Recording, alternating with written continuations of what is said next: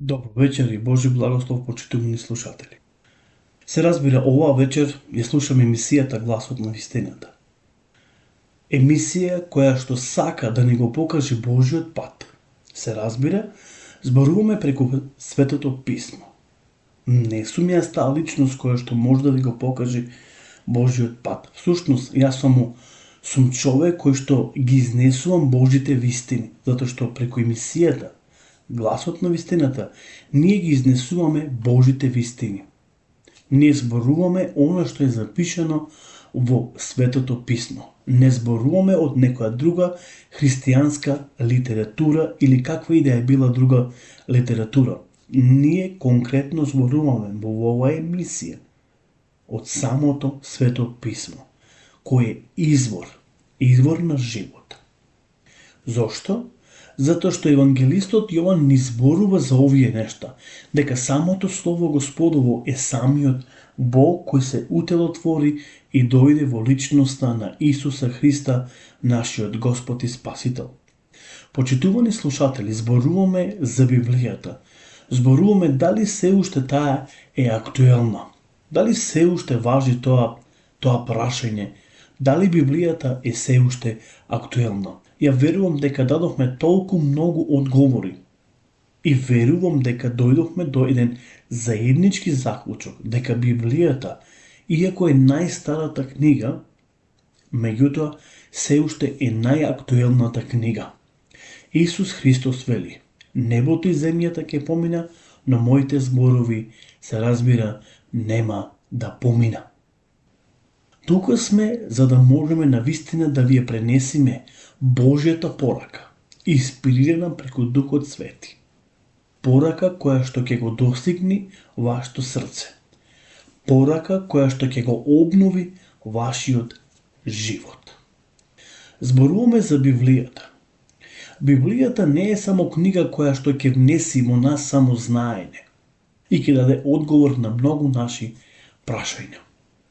Току Библијата е книга која исто така сака да го сочува или да го запази нашиот живот. Кога ние ќе го читаме Стариот Завет, ќе видиме дека Бог постојано преку пророците им зборувал на Божиот народ, дека тој сака да ги зачува и да ги запази, покрај тоа што волјата Божја била. Божиот народ да му служи на Господа, како вистински поклоници, се разбира, во дух и вистина. Луѓето кои што сакаат да му служат на Господа, треба да му служат во дух и вистина. И тие се вистинските поклоници. За ова ни зборува Господ Исус Христос во Евангелието на Јован, 4 глава. Читайте дома и ќе видите што Христос навистина зборува по оваа прашање.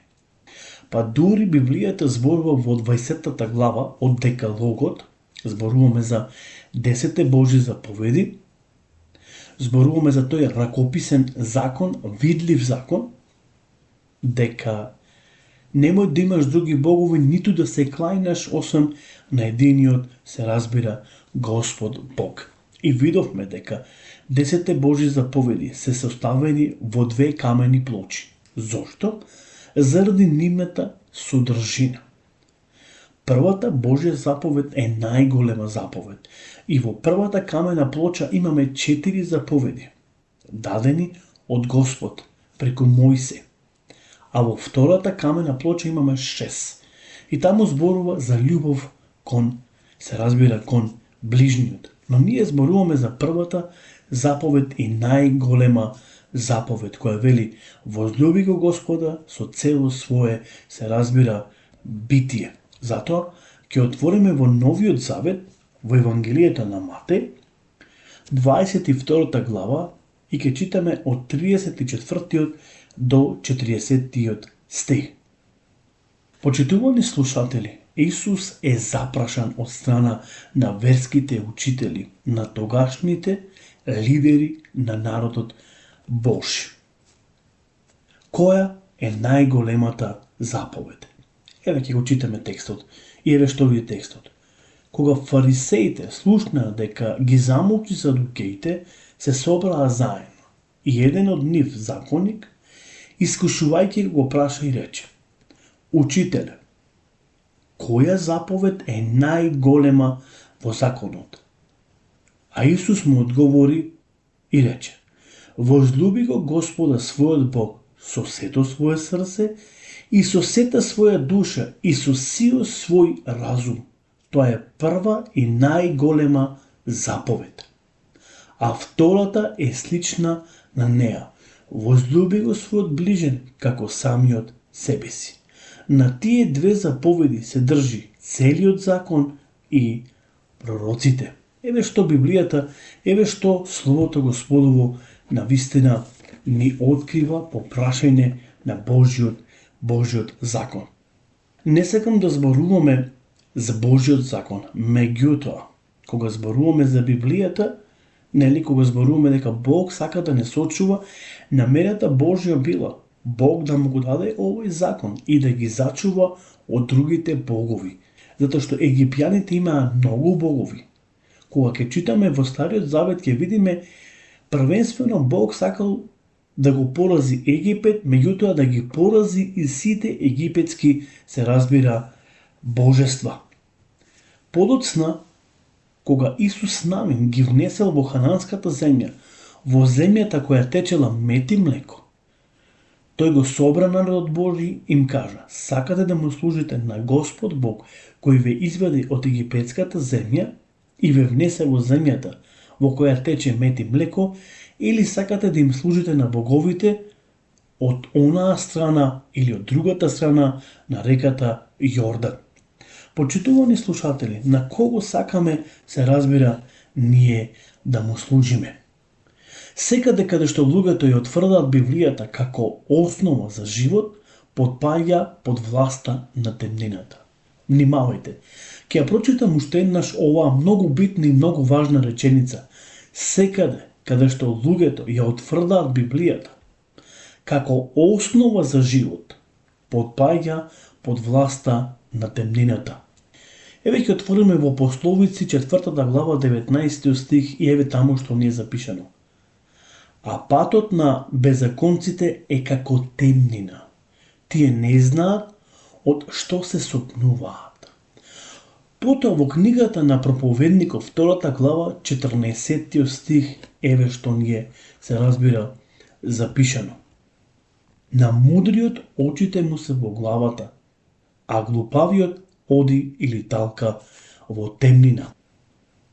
Ке отвориме во Евангелието на Јован, 3 глава, значи Евангелие на Јован, 3 глава, ке читаме од 19 до 21. И еве што таму ни вели Словото Господово.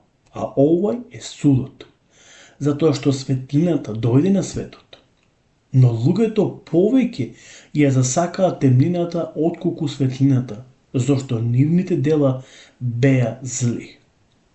Зашто секој што прави зло ја мрази светлината и не оди кон светлината, за да не бидат разоткриени неговите дела, бидејќи се лукави. А оној што твори вистина, оди кон светлина, за да се видат неговите дела, бидејќи се од Бога или по Бога, се разбира, извршени.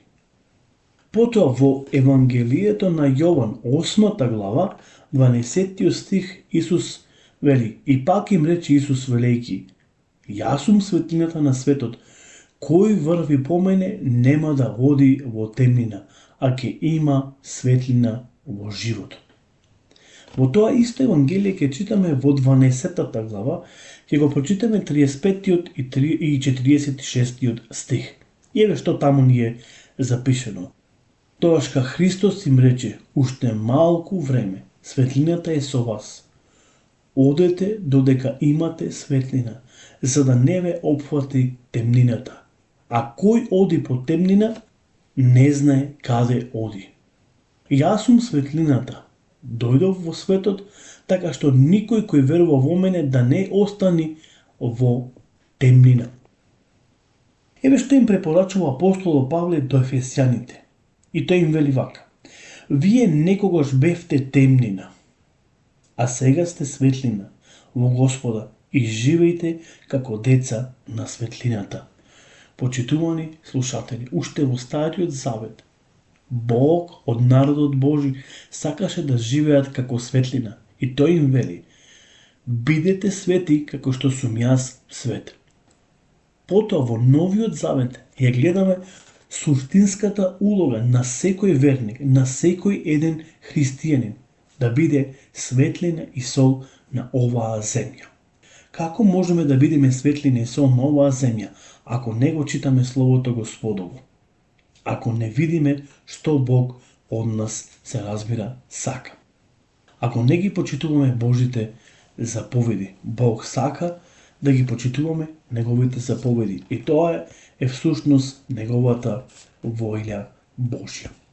Ќе отвориме, се разбира, во првото послание, ќе отвориме во првото послание на Јован, првата глава, и ќе читаме 5 и 6. И еве што ни вели Словото Господово. А инвестувањето пак што го чувме од Него, и вам ви го предаваме, а тоа е дека Бог е светлина и во Него нема никаква темнина. Ако речеме дека со Него имаме заедништво, а одиме во темнина, тогаш ка лажеме и не постапуваме според вистината. Во ова исто послание, втората глава, 11 стих, еве таму што ни е запишено.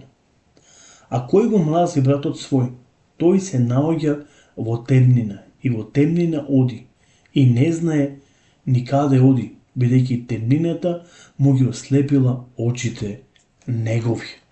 Затоа е многу важно да знаеме каде одиме и што Библијата, се разбира, ни препорачува на секого еден од нас. Таа сака, се разбира, покрај тоа што таа не учи на што треба да веруваме и дека Писмото Божјо е напишано по волјата Божја, сепак тоа исто писмо сака и да го зачува и запази нашиот живот. И затоа Бог преку писмото не предупредува, не упоменува да внимаваме. И не само за една работа, туку за многу работи, затоа што ако не внимаваме, ќе има последици, се разбира, во нашиот живот. Почитувани слушатели, Бог нека биде со вас, имајте убава и благословена вечер и се разбира, продолжуваме наредната емисијата Гласот на вистината. Само за крај ќе ја прочитам уште еднаш ова реченица и со тоа сакам да имате една убава, благословена вечер и да имате убав сон. Секаде каде што луѓето ја отфрдаат Библијата како основа за живот, потпаѓа под власта на темнината. Ја верувам дека ова емисија точно постои за да ви ја покаже светлината, за да ви го покаже Христос како светлина на овој свет. Тој вели: јас сум светлината на светот. Имајте убава ноќ, Господ нека биде со вас. Се слушаме до наредната емисијата Гласот на вистината. Пријатно.